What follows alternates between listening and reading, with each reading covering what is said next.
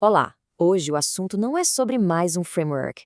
Vamos falar sobre os princípios de engenharia que separam um sistema que roda em produção de um sistema que opera em escala planetária. Sabe, quando cada milissegundo de latência começa a impactar milhões em receita, a mentalidade precisa mudar.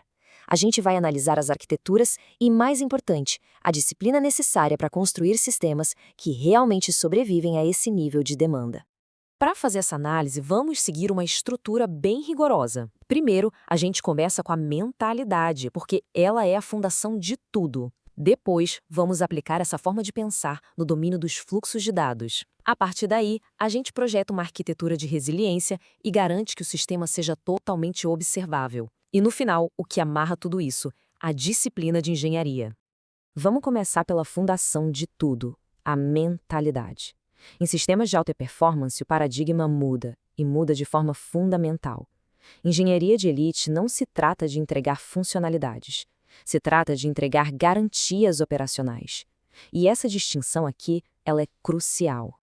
Olha só, este slide ilustra a divergência central no processo de pensamento. O engenheiro mais júnior, ele pergunta, funciona? Já o engenheiro sênior, a pergunta é outra. Sob quais condições isso aqui vai falhar? Essa é a essência do que a gente chama de paranoia construtiva. A visão de mundo deixa de ser sobre tabelas e queries para se tornar sobre comportamento de fluxos de dados distribuídos ao longo do tempo. E essa mentalidade toda se manifesta em três pilares que, olha, não são negociáveis. Primeiro, resiliência. A falha não é uma possibilidade, ela é uma certeza, e o designer tem que refletir isso desde o primeiro commit. Segundo, observabilidade. Um sistema que não pode ser medido simplesmente não pode ser gerenciado. E terceiro, eficiência. O uso de recursos é uma decisão de arquitetura, não uma otimização que a gente deixa para depois. Então, essa frase aqui resume a filosofia. A elite não programa features, ela programa garantias. É sobre construir sistemas com comportamento previsível, mesmo quando eles operam num ambiente que é totalmente imprevisível. Ok, com essa mentalidade de garantias bem estabelecida, vamos aplicar isso no coração de qualquer sistema, o fluxo de dados. Em escala, a ideia de um banco de dados como uma entidade única, monolítica, isso é perigosamente simplista. É preciso dominar o ecossistema de dados como um todo. E uma ferramenta muito pragmática para isso é o CQRS. É um padrão que basicamente separa as operações de escrita, os commands, das operações de leitura, as queries. Pensa bem. Em sistemas com milhões de usuários, tratar leitura e escrita como se fossem a mesma coisa é amadorismo. Elas têm demandas completamente diferentes. Na prática, o que essa separação significa? Significa fazer escolhas, trade-offs deliberados. O lado da escrita, ele vai priorizar a consistência forte, usando modelos normalizados, transações. Já o lado da leitura é totalmente otimizado para performance, com modelos desnormalizados, onde a consistência eventual é um trade-off aceitável para a gente poder reduzir a latência.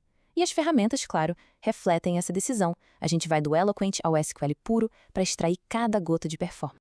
Outra técnica de engenharia que eu diria ser defensiva é o Event Sourcing. Em vez de armazenar só o estado final de uma entidade, a gente armazena a sequência imutável de eventos que levaram até aquele estado. Isso oferece uma garantia total de auditabilidade e, mais importante, a capacidade de reconstruir qualquer estado passado do sistema. Com isso, nenhuma informação é perdida. Nunca.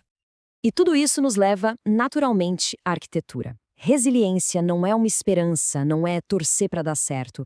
É um projeto. Se trata de construir sistemas que não apenas funcionam, mas que resistem à pressão e à falha de forma consistente. Uma estratégia clássica de resiliência e performance é a hierarquia de cache. Cada camada serve para absorver um tipo diferente de carga. A camada 1, o cache local, para latência de nanosegundos. A camada 2, um cache distribuído como Redis, para dados que são compartilhados entre várias instâncias. E a camada 3, lá na borda, como a CDN, para garantir que a maior parte do tráfego público sequer chegue na nossa infraestrutura. É uma defesa em profundidade. O mesmo princípio de segregação se aplica às filas. Usar uma fila única para tudo, em escala, é receita para o desastre. É preciso separar por criticidade. Filas críticas para pagamentos, filas de alta prioridade para notificações e filas de baixa prioridade para relatórios. Isso protege as operações vitais do negócio. E a Dead Letter Queue é o destino final para análise de falhas, garantindo que nada simplesmente desapareça. Agora, quando a gente fala de sistemas de mensageria, tem um princípio que governa todo o design. E não é pessimismo, é uma consequência da garantia de entrega pelo menos uma vez, ou at least once, da maioria dos message brokers. Então, a suposição base tem que ser essa. Todo job vai executar no mínimo 2 vezes. É exatamente por isso que idempotência não é uma boa prática. É lei. O sistema precisa ter uma forma de garantir que uma operação seja processada apenas uma vez, mesmo que o job seja entregue várias vezes. E isso é alcançado com travas atômicas ou constraints únicas no banco de dados. É uma camada de proteção que é indispensável.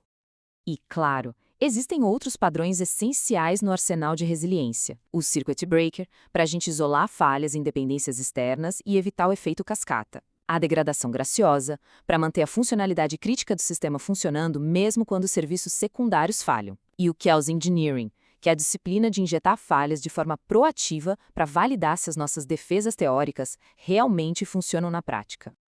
Certo, a gente construiu esse sistema complexo, resiliente, mas como é que a gente sabe o que está acontecendo lá dentro, em tempo real? A resposta é observabilidade. É a capacidade de entender o estado interno do sistema a partir dos dados externos que ele mesmo emite. A fundação da observabilidade, o ponto de partida, é o rastreamento distribuído. Cada requisição recebe um ID único que é propagado por todo o caminho, entre serviços, filas, bancos de dados.